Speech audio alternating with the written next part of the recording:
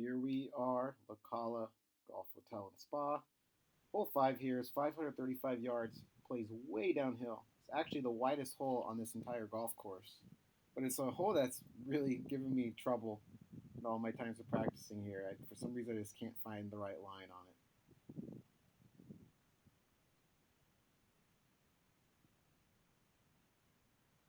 So this one was hit well down the left side. Normally, I bail out to the right.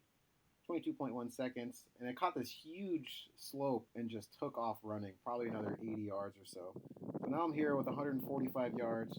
It plays minus 14, so I'm just going to hit a hard 54 degree, something that can't go long left into the water. You can barely see on the camera there.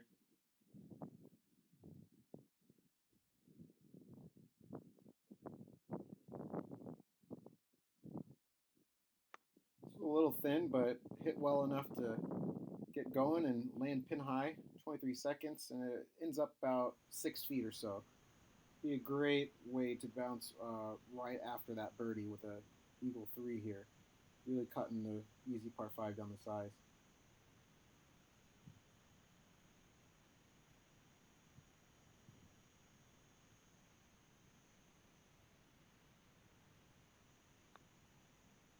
That was a good putt, 21.1 seconds, and now I'm at 3 under par, and here's hole 6, one of the more narrow holes, especially when it's windy.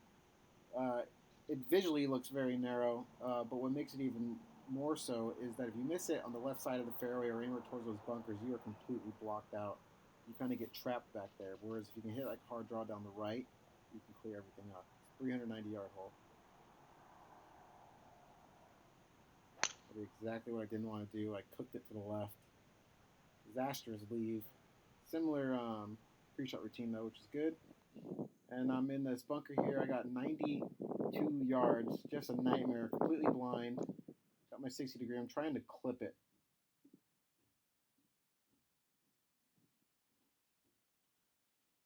And I blade it.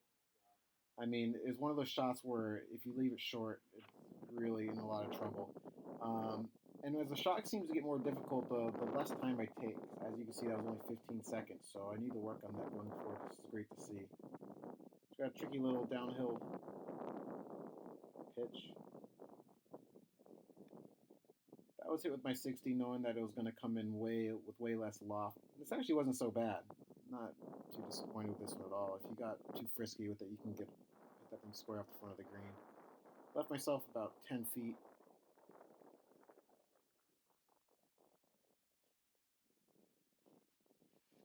Downhill putt here. Goes a little left to right.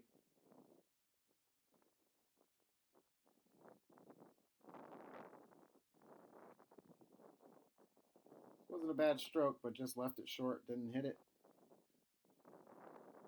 So that's an unfortunate bogey.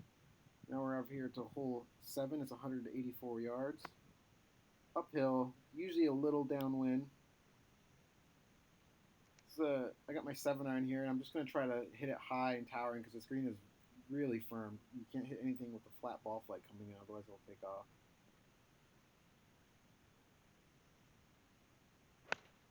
This one was hit nicely, right at the flag.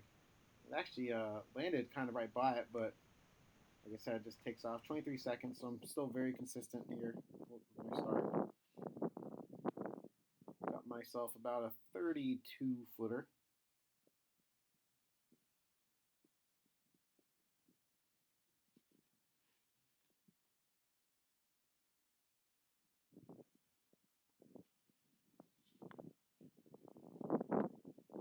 It's a good putt, good stroke, good routine. Let myself a kick in. Those will never really hurt you too much.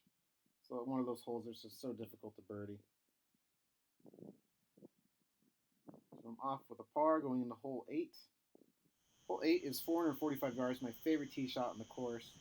I got a cool camera view here to just get towards the sky, and we got nothing. It's my battery decided to die right when I hit that, so I couldn't film it, and I didn't, obviously didn't want to redo it. So I hit it straight.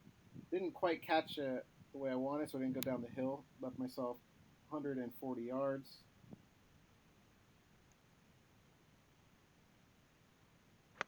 Trying to hit a full 54 degree again since I was playing -20, but didn't catch that one. Caught the slope, stayed short. About 25 feet up and over a ridge and then kind of back down.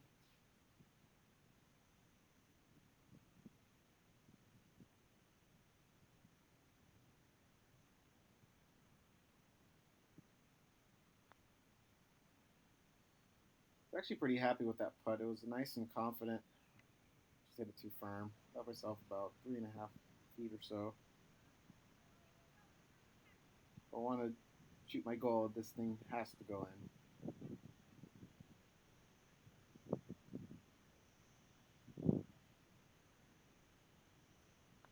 And thankfully it does. Good putt. Now onto the last. This hole is normally 30, 40 yards behind this and up higher, where you can just, a little risk reward and hitting driver over the ravine. But from here, there was no risk. It was just playing too far up. So I just decided I'm going to hit a 4-iron here to kind of makeshift it into a more difficult, par 5. Just hit my 4-iron down the right side, ends up being right in the middle of the fairway. Like I could have hit driver and had pitching wedge. There's no fun in that. So instead, I have 229 yards to this pin. Got my 3-iron out. I'm actually going to have to pump this thing to get up the hill there to the left.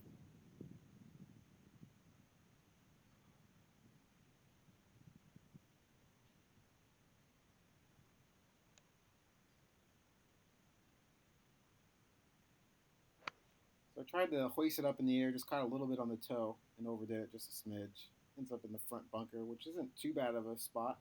It is pretty short-sighted though, so this thing needs to be clipped really nicely to get close.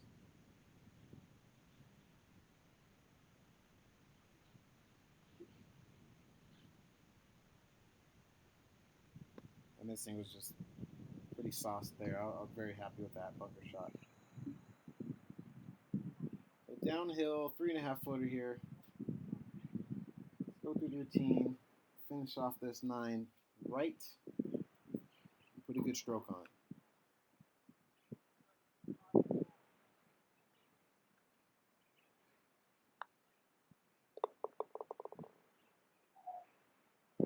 Alright, you guys, I hope you enjoyed that video. Today's focus was all about the mental game, just trying to focus on pre-shot routine. Body wasn't feeling that great today, but the putting stroke felt good, and I was able to shoot the goal, which was great. It goes to show you that you don't really have to be perfect to shoot under par, which is so important, and it's something that I lose when I play in tournament golf. I try to play perfect golf. When I don't have to, I can thin shots like I did today and still work out. So bringing that kind of mindset where you don't have to be perfect. All you can control is your routine. Focus on the routine, and then the results will probably be pretty good if you just focus on that. So, anyways, guys, I hope you enjoyed the video. Always remember, keep on grinding.